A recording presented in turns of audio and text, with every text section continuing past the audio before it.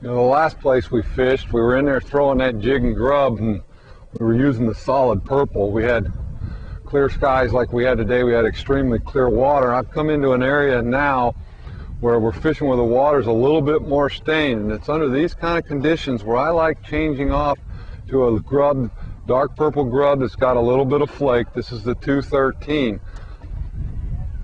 The areas that we're fishing now with this jig and grub, again, we're trying to imitate those bluegill that are out there cruising around, getting ready to move up and spawn, as well as those largemouth are keying on that bluegill, protecting their nest. Well, those largemouth also will feed exclusively on those bluegills in many areas, especially here where we're fishing today on the Delta.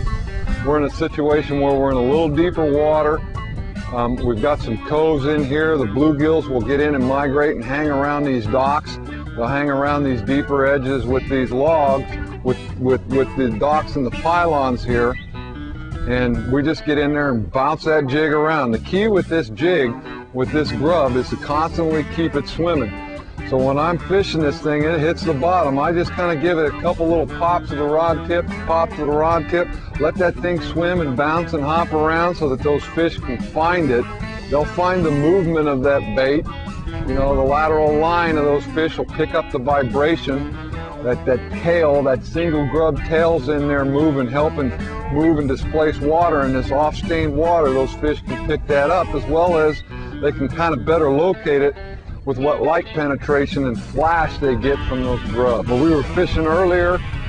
We were fishing in about 0 to 3 foot of water in shallow areas. We're here now where we're fishing down some rocky walls where we've got, you know, as deep as 14 foot. And these fish will get on and hang on those ledges right out of that current. Oh, it just got bit. As again you can see, we got another tail grabber. For me, that's an indication of small fish. Because normally a bigger fish will engulf that entire jig and grub. We'll go back in there and see if we can catch that fish. Now, that fish bit that jig down in about 6 to 8 foot of water on that first ledge and drop. Although we can see that we've got a lot of stain up on the surface area, it tends to be a little less stain the deeper you go, and you'll find that on just about any river impoundment or lake that you fish on. You'll have that stain will be up in that top portion of that water column, but down there where those fish are hanging out, it tends to be a little bit more clear.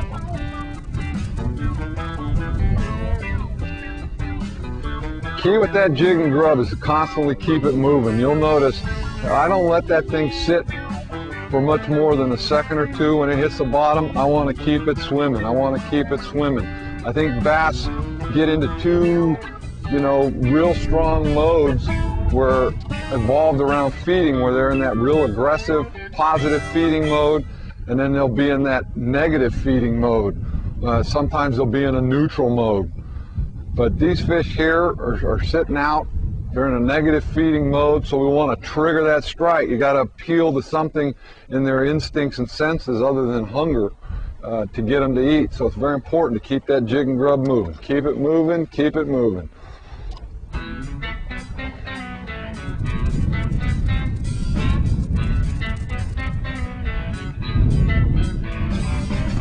One of the things where this jig and grub is real effective, not only on this river and on the lakes, you get into areas where you got little coves and bays. And you know, you got the creek channels that lead into the back of these things. These fish will set up and stage on the points leading into these coves. Now you can see here on this spot that we're fishing, we've got a nice little cove that's indented in. This is just a small exaggeration of here on the river versus what you might find in the lake. You know, you get on the lake and these coves will be hundreds and hundreds of yards wide, but it's still the same application where these bass will come in and set up on these points where these fish like to hang out. And just like we have today, we've got a little bit of breeze coming in here. You know, these points provide a current break, and that current break can be provided, you know, on the Delta we have the current from the tidal flow, which provides us current. You also have, especially on lakes, you know, where you don't have the big generation power plants that develop current for you, the wind will actually develop current and drag across the points, and these fish will get on the insides of these points where they don't have any current. There's a fish right there. He's a little guy, little buck, little 12-inch fish, quick release.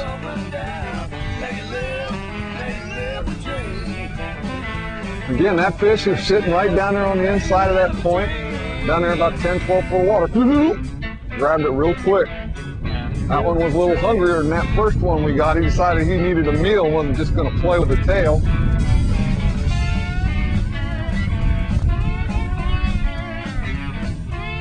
Right now I'm fishing a 3/8 ounce jig. We're on the bottom of the tide here, moving down. I'm trying to keep bottom contact. Unfortunately, with the wind and the outgoing current, I'm not having too good a success actually feeling the bottom as I bounce around. So what I'm going to go ahead and do in this situation is switch out jigs. We'll go to a 1/2 ounce jig, 1/2 ounce a little heavier. Allow me to keep a little better feel of the bottom as I'm bouncing that jig down on the bottom. And the other thing too is with that heavier jig, that jig gets down there on the bottom, it starts bouncing and bumping and kicking on the rocks, creating just, you know, a little abnormal commotion down there, and sometimes that'll trigger a strike too, as that bait is popping around them rocks. The other thing you notice that I'm doing here today is we're doing a little bit of pitching. You know, D. Thomas presented the flipping technique to us many years ago, which really changed the way a lot of us fish for bass, especially for bass in heavy cover. But along that line, we saw Hank Parker many years ago modify that somewhat into the pitching technique, which allows us basically to flip a bait from a longer distance. You can still get that nice, soft, quiet presentation where that bait's not going 16 feet in the air and coming down with a big kerplunk. We can kind of put it right on those fish and not have to be right on top of them. When you're out there flipping, we're generally working with 10 feet of line and with just a pendulum motion, swinging it out there. Well, we accomplish the same thing with pitching, only we're using the centrifugal force of the reel and the rod to pitch that bait a little further distance.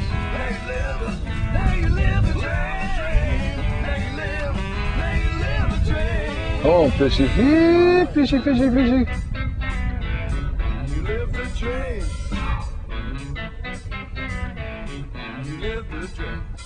Well, good enough dialogue for the moment. Now it's time to catch one. There he is. Oh, look at that big swinger. Huh? Well, they are eating it. Unfortunately, we're catching very small bass today. But you can see even those small guys love this jig and grub. Not only did he get the whole thing, but he got my tail too. A lot of times what I'll do when those fish are short striking that bait, when you have that jig on there, you've got quite a bit amount of that bait hanging down beyond the skirt of the jig. Well, what I'll do is I'll take maybe 3/4 of an inch of that grub off, and then I'll insert it on to the hook as such. This shortens up the profile of the jig. It gives them more of a concentration point where they have to access where they're going to attack that bait and strike. They're not hitting it down here. They're going to come up and hit it more in this area and potentially get that hook in their mouth. Man, this current's ripping. That's good. There's actually a keeper. I know some tournament guys that would love to have that fish. Nice little post-spawn muck. You can see there, this fish has already spawned. It's actually been such a while that his tails aren't in that bad a shape.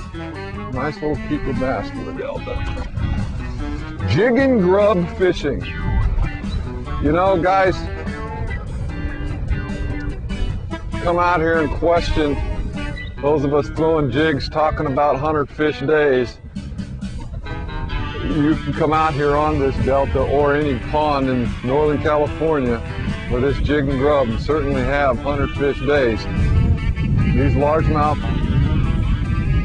just love this bait, and this brown and purple matches that hatch, matches those bluegills extremely well. Another little guy.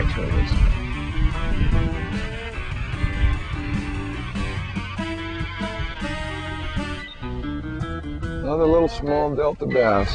Real aggressive today. There's, you know, we probably caught about 10 or 11 fish in here, and I probably had twice as many bites.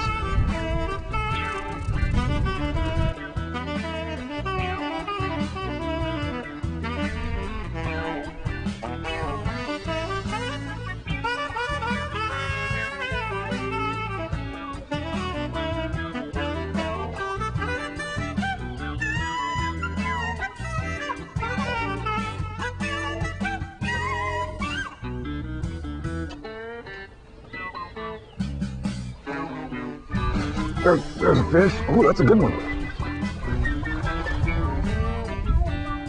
There.